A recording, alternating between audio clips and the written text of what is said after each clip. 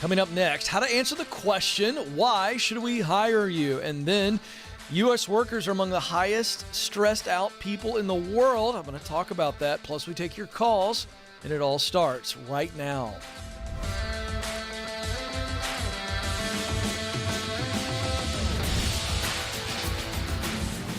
All right, welcome to the Ken Coleman Show. Coming to you live from our Ramsey Solutions studios in Nashville. Welcome aboard a conversation about you and your purpose. We're going to help you really learn who you are. What's your uniqueness, that unique talent, passion, and mission. Talent's what you do best. Passion's work you love to do. Mission are results that you want to contribute to the world. How do we get those in alignment for you to fulfill your unique role? You were created to fill a role. In your work, through your work. You are needed and you must do it. Life is too short to just work a job and work to live. How about living to work in the form of living to contribute? All of us want to make a difference. We want to make a paycheck and we want to make a difference.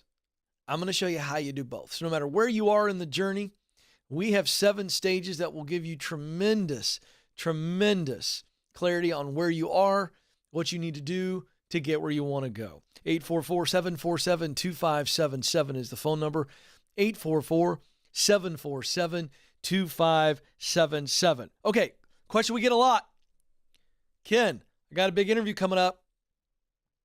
One of the questions that I'm stressed out about is, why should we hire you? This is a very common interview question or something to that effect. Maybe the words are a little bit different, but they're essentially saying, hey, why should I give you the job? And this is really important because at the end of the day, this is the one question that really gets to the heart of what a hiring manager is after.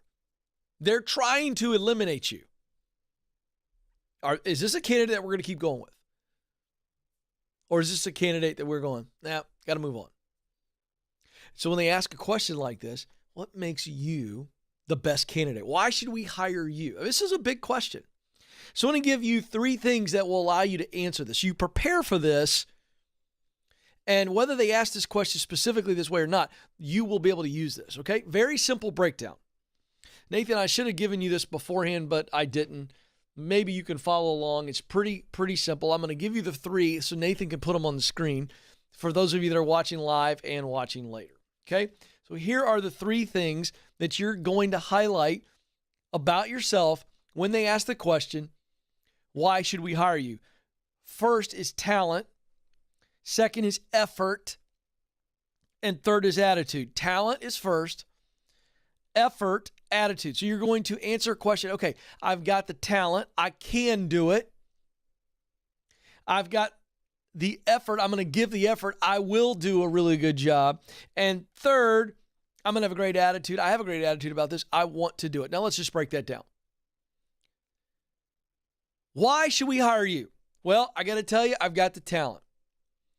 Before I applied for this, I looked at the job description and I looked at what's required, and I can tell you with great confidence, I have the talent, and you could even throw in experience here if you wanted to. I've got the talent, the experience. I can do this. So you're looking at them with confidence. You're saying, I can do this. That's how you answer this. 3 parts. I got the talent. I can do it. You're showing some confidence here. Secondly, when you talk about effort, hey, no one's going to work harder than me. I'm okay with this brag. The kids like to call this a humble brag. I'm fine with this. I will work harder than anybody else you're going to hire. That's effort. You're saying, I'm going to give you maximum effort. I will do what it takes. Third, this attitude. It's like a 3-point outline.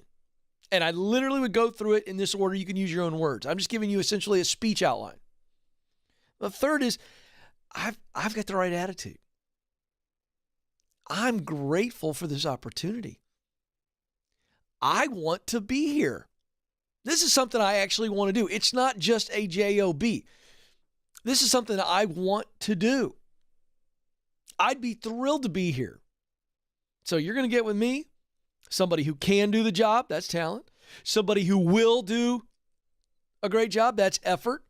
And somebody who really wants to be here, that's attitude. It's that simple. It's pretty simple, isn't it, Nathan? There's nothing to it. It's sharing your talent, that it fits, sharing your effort, that you're going to crush it, and sharing your attitude towards the whole position. I can do, these are the three things. I will do, I want to. Oh, that's really good. I'm going to say it again. That's so good, Nathan. I'm going to say it again. You get asked a question like this in the interview. By the way, this isn't just a specific outline for this question. You want to, in your entire interview, to always share with them how you can do, what you will do, and why you want to. It's a beautiful layout for them. Then they go, hey, this is a person that really wants the gig. So, simple formula, folks. Keep it simple.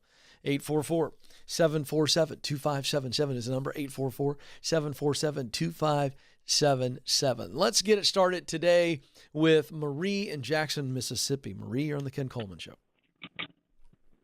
Hey, how you doing? Thanks for having me. You bet, Marie. What's going on?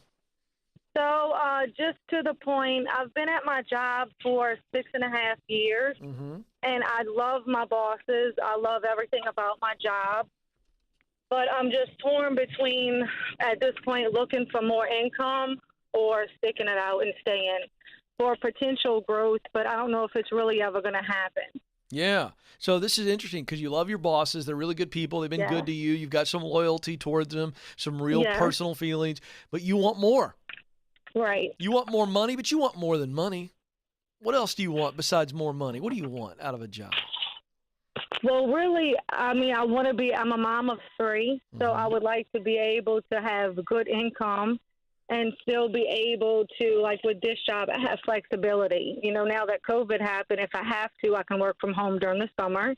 You know, I go in when they're not in school, so I would need, you know, those times when I get a call where in the middle of the night I have to take off because one of my kids is sick. It's not often, but when it does happen, I would need a career or a job where there is flexibility because I'm both the provider and still, you know, the caretaker of my children. Okay, you know? Good. So, yeah, absolutely. So here's what we want. We want more money. We want continued flexibility. And I think in some ways you want more responsibility. You want mobility. You want to grow. You want to move up. Because as you move up, all those other things can come with it. Right. Okay, good. So here's the deal. The reason I had you walk through that is because I need you to hear you say to me, hey, these are really nice people. They've been really good to me, but there's a lid on me and I want more. So it's time to think about moving on. It's time to start taking steps to move on. And pretty soon I'm going to move on. You got to wrestle with that. And you got to be okay with that. You do realize that makes you a very normal person.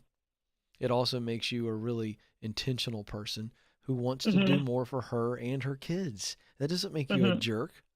So I think you got to get over the feelings of disappointing these people. I think that's a big part of this. Am I right? It is because like they're awesome people. I get it. And but wait a just second. Amazing. Just because they're awesome doesn't mean that you should stay put and you should accept average. Yeah. Am I right? Right. Yes, okay, sir. Then. All right then. So now let's talk about what we want to do. Do you have some ideas, or were you just calling me to say, hey, Ken, is it okay to leave? Because if that's the question, the answer is yes, it's okay to leave. You're not a jerk. Well, it's really like, I guess I don't know what to do next. You know, I don't have a degree under my belt. I have thought for a long time now. I've thought about a claim adjuster, and but then I'm like, a girlfriend of mine, her husband is a claim adjuster, but he does CAT claim adjusting to where he goes, you know, different places if there's, you know, he actually leaves the state. Which, so that's a challenge for you because you got the 3 kiddos. That wouldn't be something, right. It would be more like, you know, working for an insurance company in the area for, you know, cars, getting in wrecks. I just know it brings good money. Yeah, good. If you apply yourself, right? Right, Which but I am a great worker. There's just no like question. You were just talking about the humble brag. Yeah. I know I'm a great worker. Yeah, you right? are. Yeah, you are. You got high character and you're highly motivated because you're a mama bear of 3 cubs. Let me ask you just a real quick question.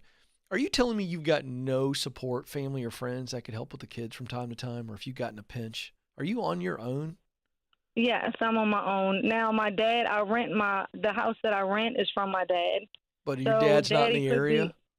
no, he's close by, but he gives me a break on rent, How so old I'm are the not kids? paying. They're 11, 9, and 4.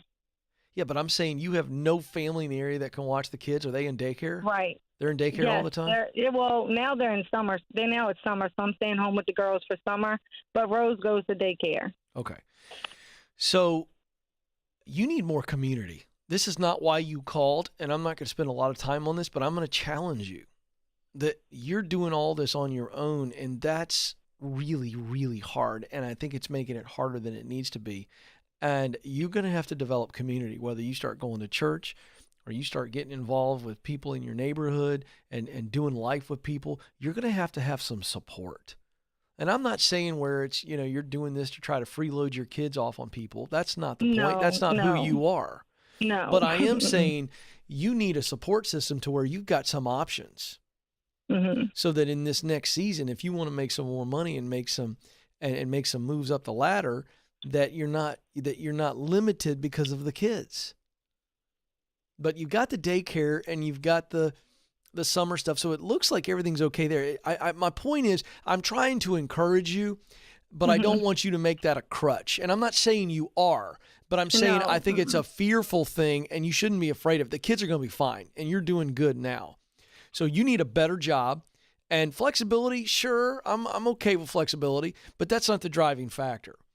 The driving factor for you is what is something you really want to do that you've always thought about doing and you can make good money doing it. I want you to shoot your sights a little higher. What is that? Give me an answer. Honestly, I don't have That's anything. not true. True. I really don't. Marie. In my mind, it's just, what can I do to make money? Marie, before the kids, high school Marie, young 20s Marie, what'd you dream about, Marie? Don't tell me you're the only person in the history of the Ken Coleman Show who's never had a thought about what a great job would be. No, I'm not accepting that. I'm not accepting that. That's impossible. You'd be the only person on the planet. When I was younger, it was like the CAD. I wanted to go to school to be like the CAD tech. But it's just that's not something I desire now. What do you desire to do, Marie? If we didn't have to worry about childcare, we didn't have to worry about anything. We just knew that you were going to get to do something that you love, and you're going to make really good money doing it, and you knew you couldn't fail. What would you do? If it was like a dream job. Oh, that's what I'm asking. That's what I talk about every day. It would be helping youth. Helping youth. I love this. How? How would you help them? Who would be the youth that you'd be helping? Like I'm getting emotional. There we go. Now I'm getting somewhere. It's okay, Marie. This is what it's all about. This is what I'm trying to figure out. The dream is deeply personal to you. Who are the young people? Describe what they're dealing with, because I'll bet you have a deep connection to it. I think I just kids from just dysfunctional families, kids that feel like they have no hope, kids that aren't encouraged, maybe like a youth ministry or something. Good. Getting kids off the street, kids that are abused. Why is that? Kids go through stuff. Why is that? Why do you have a connection to those kids? What's in your story? You don't have to tell me all the details, but I want to know the why, because it's what's making you cry, and that's a beautiful thing. We got to figure that out. I think it's just I just think that there's a lot of kids that go through traumatizing things, and they don't have a support system, or they don't have. Did you go through it? No. Overall, I had a great childhood. Overall, I mean, things happened to me as a kid that was not related to my family. Was not related to my immediate family. Right? Yeah, I get it. But just going through life and just going through life and seeing kids, seeing broken homes, seeing just the crime on the street. It's just people that I know that are affected by, and now they got the drug life that's crazy. I get it. Kids are overdosing all the time. So let me ask you this. What kind of money do you need to make? What are you making right now? What I'm making right now, gross, without bonuses, is $34,000 $500. Okay. And that's without bonuses. And typically they give us 2 bonuses a year, So one in June and one in December. And so what are you averaging on those bonuses? So usually in June it's like 1,500, and before Christmas it's usually like 3,000. Right before Christmas, of course, taxes are taken out. No, I get it. So but you're that always helps me. So you're in a situation where you're about $40,000 is where you are, and so you want to make a little bit more than $40,000 would be ideal if we can start to get you there. So here's what I want you to do, just for a fun exercise. I want you to do research in the Jackson, Mississippi area. And the first question you need to answer is, who's serving those young people that I got emotional when I thought about them? Who's serving those people? Number one. Number two, and you're looking for organizations. It could be government, so that's local, state, federal government. It could be a nonprofit ministry-based, and it could be for-profit. Who's serving those young people or the families that are the parents of those young people? That's what I want you to figure out. And when you find those organizations, what you then need to say is, what are the positions they have? Whether they're hiring or not, what are the positions that they have in that organization? And I need to find somebody who works over there so I can get some more insider baseball. And I want to find out, can I make $40,000 a year or more eventually doing that kind of work? And if you can't initially, that's fine. Start volunteering for those organizations. Then you're getting in with no pressure and they're not paying you. Then I want you to look for a better day job where you've got the flexibility, and maybe you get a different day job, flexibility, better pay, and it's just a day job. And you keep volunteering, you keep doing more, and eventually maybe you step into a full-time role. That's the journey for you. So start doing that and watch opportunities open for you. Let's go to Lily in Houston, Texas. Lily, you're on the Ken Coleman Show. Oh, hi, Ken. Thanks for taking my second call. Yeah, you bet. What's going on? About 8 weeks ago, I called into a show and asked how I can go back to my previous job, but I resigned in February. Because when I resigned, they offered me promotion, but I didn't take it. And just the first week into my new job, I started to realize I made a big mistake and to leave and jump into a new position. After a call with you, I sent out an email addressing all the questions from the senior director. And about a month later, I got a call from the director. She liked to make sure I still want to come back and stay with them for at least 18 months. And I can only return to my previous level instead of the promoted level. And if I can stay 18 months, then they will invest in my career because it was their original plan. I was pretty happy when I got on the phone with the director. But when I talked to my friend, she thinks differently because I will take a step back in title and salary. Because I made a mistake in February, so I don't want to make another mistake in going back. Okay, so hold on. So let's stop. Because you were really happy when you got off the phone because you know all this. You know that you left and you shouldn't have left, and now you know they're giving you an opportunity to come back, and it has a nice future for you, even if it is a temporary step back. True or false? True. Then who cares what your friend says? You felt good when you get off the phone. So I really want to lock in on, what did the friend say that changed your mind? Was it just an opinion, or did they say something where you went, oh, I didn't think about that? I think that's what we want to get into. And then why'd you call me back? That's all one big question. So answer that. I understand that I would take a step back in title and salary, but what makes me hesitating now is a little bit is because she's mentioned that what about other people thinks about you, that you're coming back and with a step back. Wait a second. Something like that. But that's just part of the deal. You know you're supposed to go back, yes or no? Yes. So at some point, opinions are great, but you have to make the decision. So what's your question for me? My question for you is, if you were in this situation, what kind of question you would ask yourself to make a big decision like this? The questions you've already asked yourself, and I think you've already answered. Should I be going back? Did I really make a mistake when I left there? So I'll just go through the questions. Did I make a mistake? You're going to answer, okay? But I'm you, and I'm going to ask the questions that you wanted to know, and I want you to answer them. Did I make a mistake when I left my previous company? I think so. You think so or you know so? When you called me, you knew so.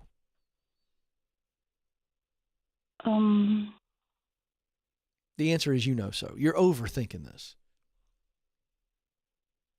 I don't know what you have a doubt about. You were fine when you got off the phone call with your former boss. And then you talk to your friend, and your friend's going, people are going to think you're a loser because you came back in the door. That's the only evidence I've heard on this phone call that seems to me to really be affecting you. Am I right or am I wrong? Yes, I think you're right. So you're worried about what other people are going to think about you. Oh, welcome to the human race. I don't give a crap what somebody thinks about me if I'm doing what is right.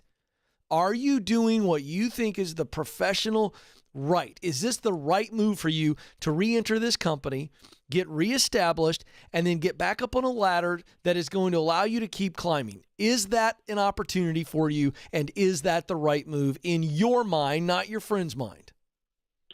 In my mind, yes. Okay, then. Done. And I get it. I'm not picking on you, Lily, but I'm coaching you. Look, who cares what your friend thinks? Who cares what previous colleagues think when you walk back? Who cares? You're telling me they've never made a decision that they regretted? They've never made a decision that didn't work out for them? They've never decided, you know what? I'm coming back. Lily, you with me? Yeah, I'm here. Here's what it boils down to. The questions that I would ask. Is this the right move for me for the future I want? And you said just a moment ago, it absolutely was. So learn your lesson. Swallow your pride, because that's what this is about. It's your pride. And we all have pride. I don't want people to say that I'm a loser. I don't want people to question why I left. Who cares? Tell them. And you're back. The fact that you get a second chance, this is huge. You ought to be celebrating that. Take the gig. 844-747-2577. Hey, there's all kinds of emotions around the job search and then the process of actually applying. We all don't want to be rejected. We don't want to do all the research and try to find the thing. Oh, gosh, am I a good match? It's just awful. And that's why we've partnered with ZipRecruiter. They figured this out. They know what they're doing. Their technology is second to none. Here's what happens. You go to ZipRecruiter.com right now. You take that Ken Coleman resume or your own version. It's not as good as mine, but you get it. And you apply. You create a profile and you put you put the resume up there. Profile and resume. Here's what ZipRecruiter does. 2 really effective strategies. By the way, it's free. They're going to start shopping you out. They're promoting you. They become your actual virtual recruiter. And they start pitching you to companies because they match up your profile and your resume with jobs that are already listed from companies that are using their service. The companies are paying ZipRecruiter, you're not. So here's what happens. You get matched and companies call you directly. You talk about simplifying the process. Some of you are just sending 50 resumes out on LinkedIn and sitting around waiting. Don't do that. Sign up with ZipRecruiter for free right now. ZipRecruiter.com. Sign up. 1 click and let them start working for you. Companies are going to call you directly and then you use everything else I teach you. Why wouldn't you do this? This is a free, almost effortless addition to your already existing strategy. ZipRecruiter.com. Go right now. All right, coming up. U.S. workers, shocker, the most stressed out workers in the world. Why? What can you do about it? And more importantly, leaders, how do you help people with this?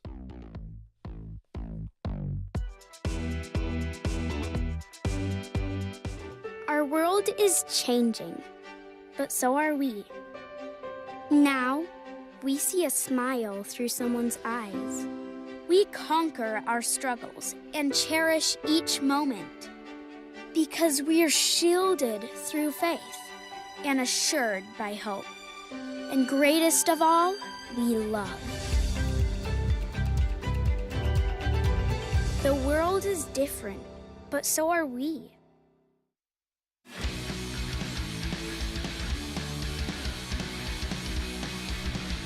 Welcome back to the Ken Coleman Show, where we help you discover what you were born to do.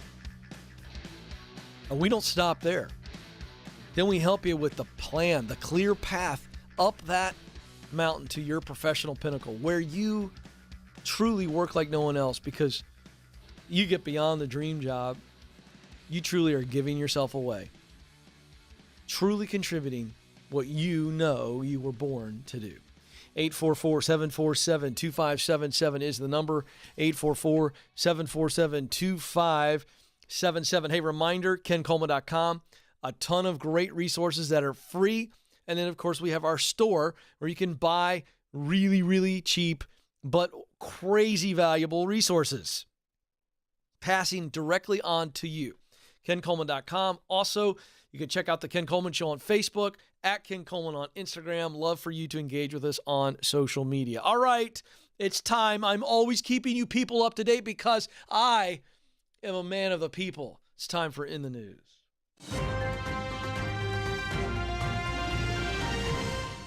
New Gallup survey, Gallup's Global Workforce Report, shows that 57% of U.S. workers reported feeling stress on a daily basis.